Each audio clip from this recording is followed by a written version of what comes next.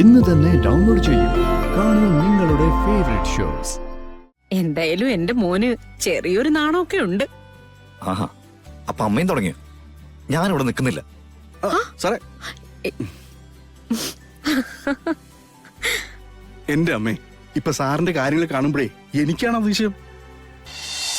ദൈവം അതേ വിധിച്ചിട്ടുള്ളൂ നമുക്ക്. അല്ലാതെ ഇവരാരും നമ്മുടെ സ്വന്തമല്ല, നമ്മളോട് കരുണയുള്ളവരും അല്ല.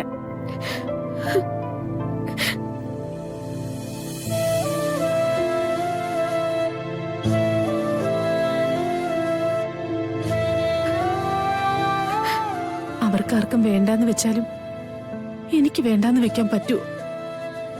ഇത് കഴിക്കുമോളെ? കഴിക്കുന്നുണ്ടോ ഇതങ്ങോട്ട്?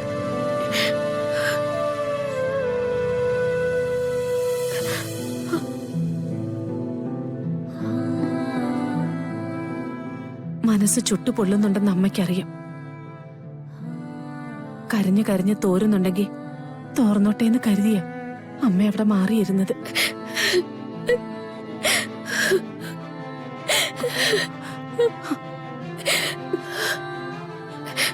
അമ്മയുടെ മോള് കരയില്ലേ? അമ്മയുടെ പൊന്ന് കരയില്ല കേട്ടോ.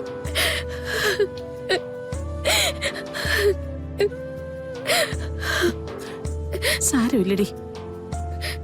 ചിലരൊക്കെ പറയുമല്ലോ, സ്വയം വഴിവെട്ടി നടന്നു, ഒരുപാട് ഉയരത്തിലേക്ക് പോയി എന്നൊക്കെ. അതൊക്കെ ഗതിയുള്ളവരുടെ കഥകളാ. നമ്മളോ ദൈവം ചൂണ്ടിക്കാണിക്കുന്ന വഴിയിലൂടെ പോയിക്കൊണ്ടിരിക്കും. അതിപ്പോ മാനത്തേക്കാണെങ്കിലും മാനത്തേക്ക്, പാതാളത്തിലേക്കാണെങ്കിൽ പാതാളത്തിലേക്ക്.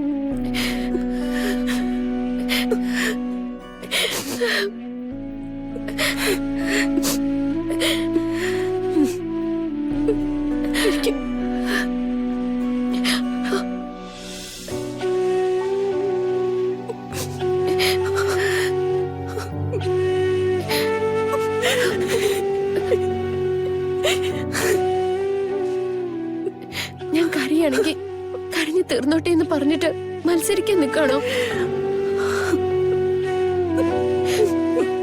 കരയണ്ട അമ്മേ. ആര് കരഞ്ഞു? ഇനി അഥവാ ഞാൻ കരഞ്ഞാ തന്നെ നിന്റെ മുഖത്തൊരു ചിരി കണ്ട ഈ അമ്മയുടെ സങ്കടമൊക്കെ മാറും. ഒന്ന് ചിരിക്കടി. അമ്മയുടെ മോളൊന്ന് ചിരിച്ച്.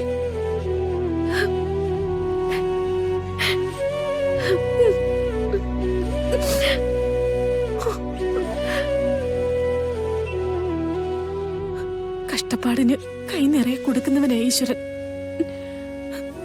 നമുക്ക് ദൈവം ഉണ്ടാവും കേട്ടോ. കരയില്ല.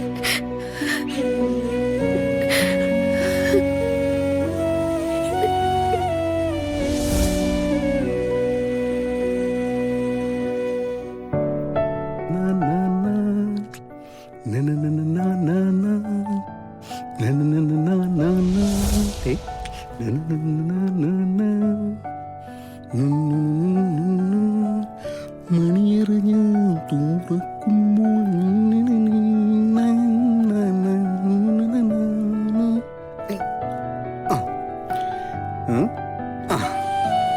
കുറച്ചുകൂടെ.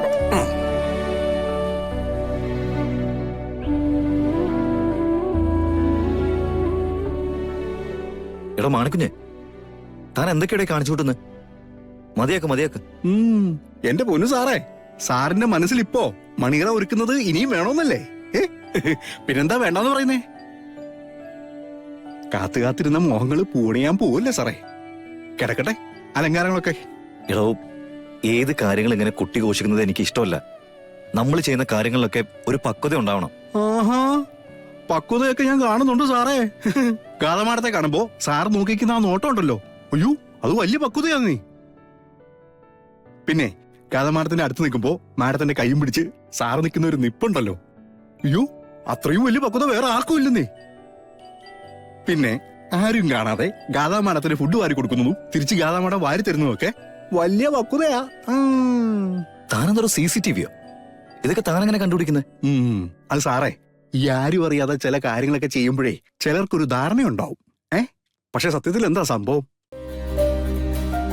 ചുറ്റുപാടുള്ള എല്ലാരും അത് കണ്ടിട്ടുണ്ടാവും. ഞാൻ മാത്രല്ല, അച്ഛനും അമ്മയും മുത്തശ്ശിയും എല്ലാരും കണ്ടിട്ടുണ്ട്. പിന്നെ അവര് കണ്ടില്ല എന്നങ്ങ് നടിക്കൂ. അതെന്താന്നറിയോ? ഈ തലമുറകളുടെ കൊടുക്കൽ വാങ്ങൽ എന്നൊക്കെ പറയുന്നതേ അതാണ്. അതുകൊണ്ട് സാർ അത്ര പുണ്യാളൊന്നും ആവണ്ട.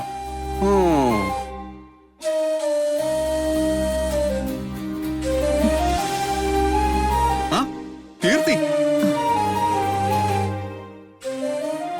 അതെ, നവീൻ സാറിന്റെ മണിയറയുടെ കാര്യത്തില് എന്തെങ്കിലും അഭിപ്രായം ഉണ്ടെങ്കിൽ പറയാൻ കേട്ടോ.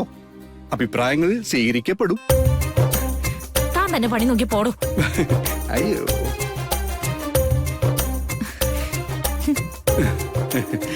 കണ്ടോ സാറേ, കാത്തു സൂക്ഷിച്ച ഒരു കസ്തൂരി മാമ്പഴം ഗാലമാടം കൊത്തിക്കൊണ്ടുപോയതിന്റെ ദേഷ്യവാ കീർത്തിക്ക്. എടാ, അവള് കേക്കണ്ട, തന്നെ കുരിശിക്കറ്റി കളയും.